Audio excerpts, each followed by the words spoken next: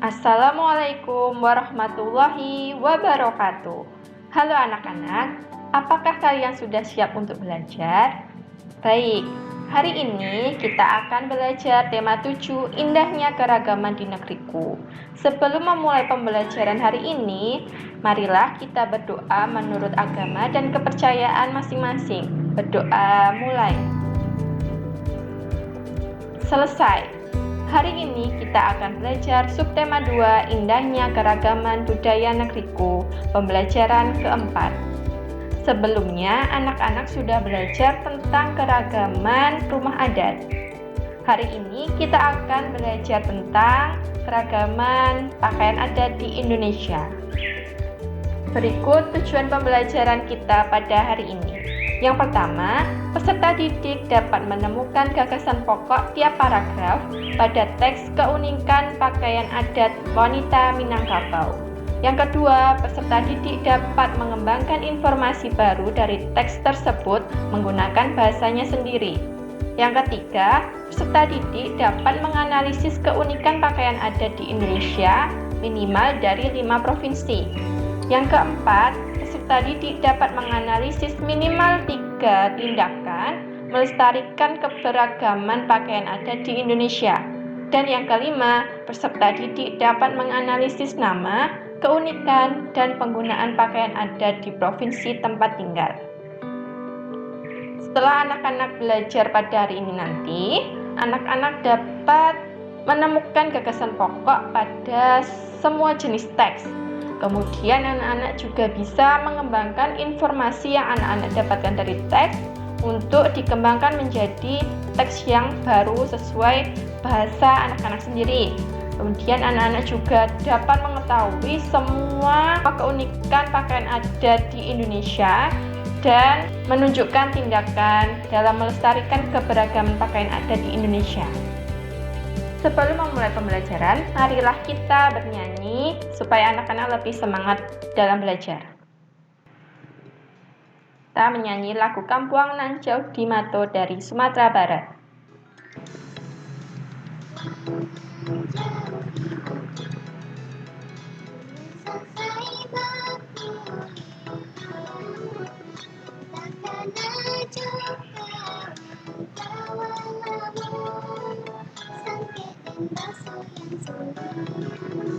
Ya, bagaimana anak-anak? Apakah sudah semangat untuk belajar? Ya, baik. Dari video lagu ini ya, ada pakaian adat dari Sumatera Barat. Ini yang dikenakan laki-laki. Tadi yang dikenakan perempuan ada keunikannya. Mari kita simak pada teks berikut. Keunikan pakaian adat wanita Minangkabau. Anak-anak, mari dibaca ya. Tiap daerah mempunyai pakaian adat, begitu pula dengan daerah Minang di Sumatera Barat. Pakaian adat Limpapeh Rumah Nan Gajang ini terdiri atas beberapa bagian. Bagian paling atas adalah penutup kepala berbentuk runcing atau gonjong, menyerupai bentuk atap rumah Minangkabau. Penutup kepala ini disebut tingkulua, namun para pengantin biasanya memakai hiasan yang disebut suntiang. Nah, ini adalah tingkulua. Kemudian, kalau pengantinnya biasanya mengenakan suntiang, ini namanya suntiang. Sebagai pelengkap, pakaian adat ini juga dilengkapi dengan perhiasan. Gelang disebut galang, dan kalung disebut dukuah. Ya, pada teks bacaan keunikan pakaian adat wanita Minangkabau ini, anak-anak bisa menemukan gagasan pokok pada masing-masing paragrafnya. Anak-anak masih ingat gagasan pokok itu apa? Ya, mari kita ulangi sekali lagi ya. Gagasan pokok adalah masalah utama yang dibahas dalam suatu bacaan. Gagasan pokok itu disebut juga gagasan utama atau ide pokok. Nah, paragraf itu apa? Paragraf adalah rangkaian kalimat yang memiliki suatu gagasan pokok. Tiap paragraf itu biasanya ditulis menjorok ke dalam. Nah, ini contoh paragraf. Satu ini dinamakan satu paragraf. Ditulis menjorok ke dalam. Nah, di dalam paragraf ini terdapat gagasan pokok. Nah, seperti itu anak-anak. Sudah paham? Sudah ingat? Ya, baik. Sekarang coba anak-anak mengerjakan lembar kerja peserta didik yang sudah Ibu bagikan. Nah, ini ada contoh. Coba dibaca. Ya, terima kasih. Gagasan pokok pada paragraf di atas adalah kunci utama keberhasilan tim Spanyol. Terletak di awal paragraf. Ya. Coba anak-anak mengerjakan di buku masing-masing. Sudah selesai? Ya, baik. Selanjutnya dari informasi yang anak-anak dapatkan tadi, coba anak-anak kembangkan menjadi suatu teks yang baru menggunakan bahasa anak-anak sendiri. Nanti hasilnya dikirimkan pada ibu guru. Tadi anak-anak sudah mengetahui keunikan pakaian adat wanita Minangkabau. Nah, Minangkabau itu ada di Provinsi Sumatera Barat. Sedangkan anak-anak apakah tahu ada berapa provinsi di Indonesia? Iya, benar sekali. Di Indonesia itu ada 34 provinsi dan masing-masing itu memiliki pakaian adat yang memiliki keunikan. Nah, selanjutnya nanti anak-anak coba mencari keunikan pakaian adat dari 5 provinsi di Indonesia pada video yang akan Ibu tayangkan ya. Mari kita tonton video berikut.